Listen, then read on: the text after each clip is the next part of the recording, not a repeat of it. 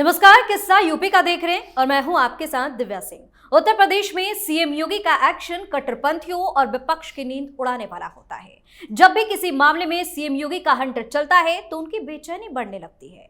एक बार फिर ऐसी खबर सामने आई है जिसने मौलाना गैंग में हड़कंप मचा दिया है। दरअसल गोंडा, बहराइच समेत उत्तर प्रदेश के 4191 मदरसे सरकार के रडार पर है।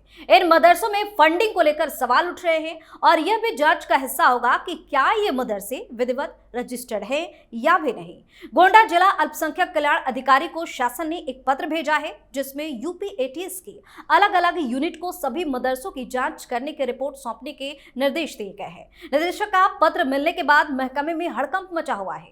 कहा जा रहा है कि एटीएस जल्द ही इसकी जांच शुरू कर सकती है। सितंबर 2023 में शासन के निर्देश पर गैर मान्यता प्राप्त मदरसों का सत्यापन शुरू किया गया, जिसमें पता चला कि नेपाल सीमा से सटे जिले बहराइच और गोंडा में बड़े पैमाने पर मदरसों का संचालन होता है। वहीं इस मामले पर समाजवादी पार्टी के सांसद अवधेश प्रसाद ने कहा है कि सरकार की मंशा मदरसों के बारे में अच्छी नहीं है, किसी न किसी तरह से मदरसों की संख्या कम करना चाहते हैं। आज इसी पर चर्चा करेंगे। मेरे साथ स्टूडियो में मौजूद हैं कैपिटल टीवी के एग्जीक्यूटिव एडिटर राजीव सर, आपका स्वागत है। धन्यवाद।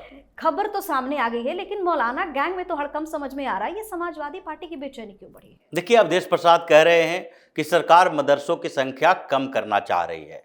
जब इनकी सरकारें थी समाजवादी पार्टी की, ये मदरसों की संख्या बढ़ा रहे थे।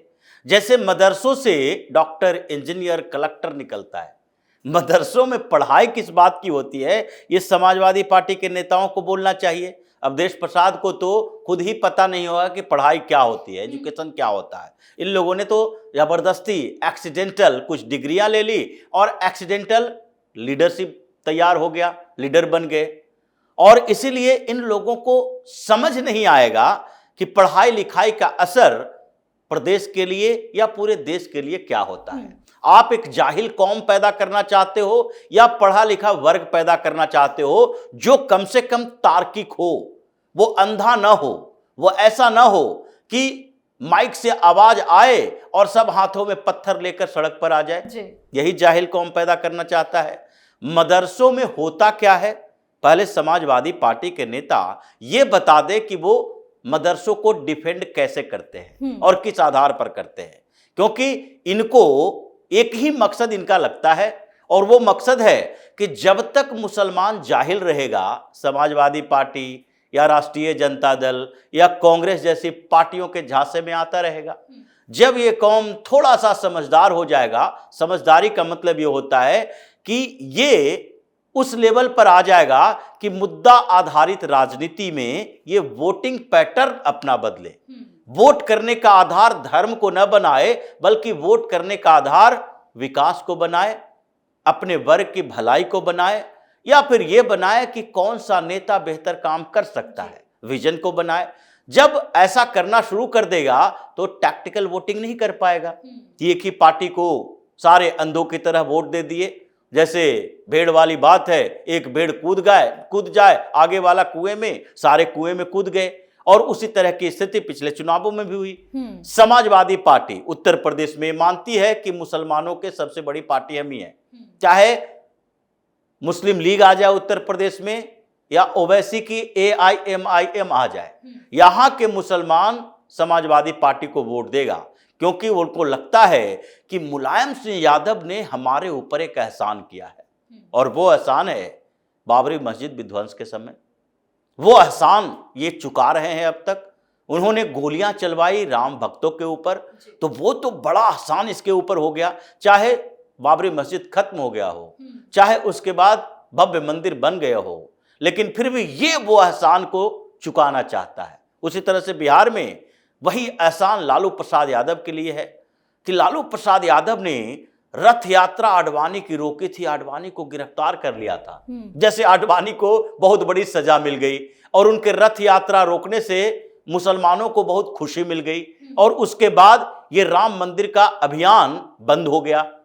हुआ कुछ नहीं, इन लोगों ने सिर्फ दिखाया कि देखो हम क्या कर रहे हैं, मुस्लिमों के साथ है, मुस्लिमों के लिए जो भी कर रहे हैं और वही आधार है कि ये अभी तक उसका एहसान चुका रहे हैं। कांग्रेस से थोड़ा खिन्न इसलिए हुआ कि लंबे समय तक कांग्रेस के साथ थे और कांग्रेस ने समय समय पर इन लोगों को भी डोज दिया, समय समय पर, क्योंकि वो राष्ट्रीय स्तर की पार्टी है, उसको पता है कि सिर्फ मुसलमानों के वोट से तो हम यहां तक पहुंच नहीं सकते, कुर्सी ले नहीं सकते, तो वो हमेशा मुसलमानों के साथ साथ कभी कभी हिंदुओं को भी तुष्टीकरण की राजनीति करने लगता था।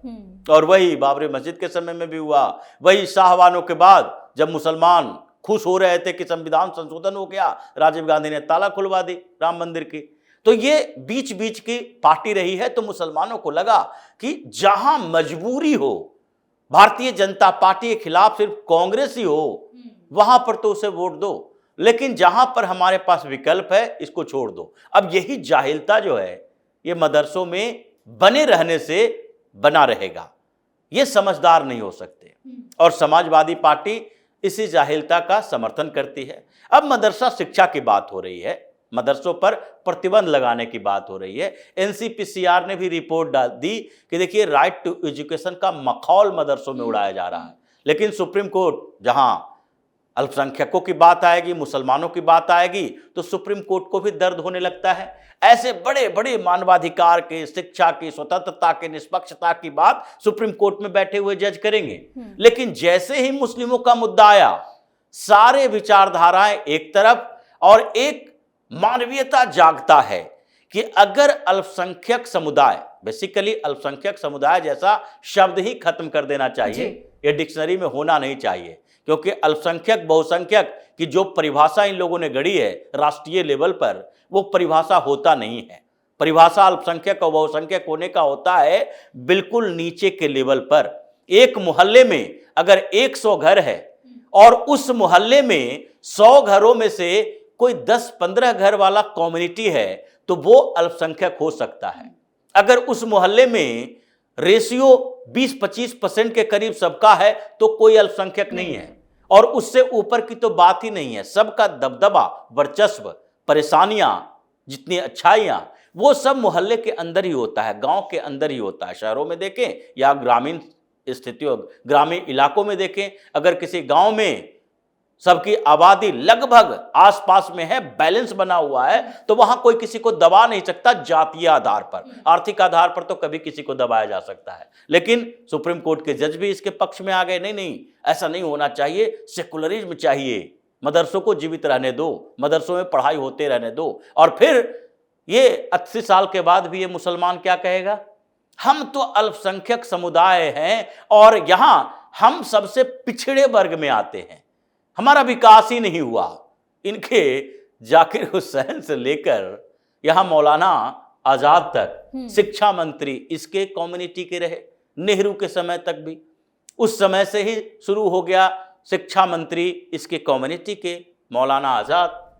और उसके बावजूद शिक्षा इन लोगों को न दे पाए, क्योंकि वो खुद ही मदरसा से पढ़कर आए थे और उनको लगता था मदरसे की पढ़ाई बहुत अच्छी होती है, क्योंकि उनके अंदर भी तो यही था, कौम की भावना। और उन्होंने अपीजमेंट पॉलिटिक्स की, मुसलमानों को यहाँ रखने में गांधी, नेहरू जैसे लोगों को इन्फ्लुएंस करने में बड़ी भूमिका मानी जाती है। लेकिन इस बीच जिन मदरसों की अभी बात हो रही है, वो मदरसे सिर्फ पढ़ाई के लेवल पर नहीं है, वो मदरसे आतंक का अड्डा है। क्योंकि एटीएस को जांच के लिए क्यों भेजा जा रहा है? एटीएस क्या है? Anti terror squad. अब ये तो टेररिज्म के मामले की जांच करती है। टेररिज्म का मतलब सिर्फ और सिर्फ भय पैदा करना होता है, उसका रास्ता अलग अलग हो सकता है। और भय पैदा करना बहराइच वाली घटना से ऐसी जुड़ी हुई है। भय पैदा करने के लिए सिर्फ बम फोड़ना जरूरी नहीं होता है।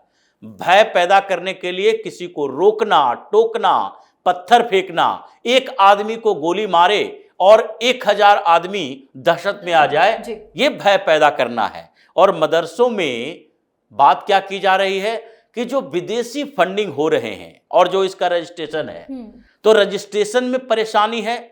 और विदेशी फंडिंग जो आते हैं, विदेशों से मदरसों को पैसा क्यों दिया जा रहा है, किस आधार पर, कौन सा मकसद है इसका?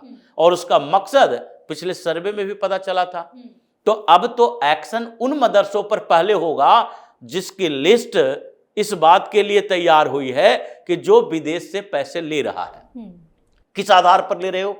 तुम मदरसा चलाते हो, तुम कोई ऐसे एनजीओ नहीं हो जिसको सरकार से एफसीआरए का लाइसेंस लेना पड़ता है, सरकार से तुमने किस आधार पर परमिशन लिया कि हम सऊदी अरब के पैसे से ये मदरसा चलाएंगे?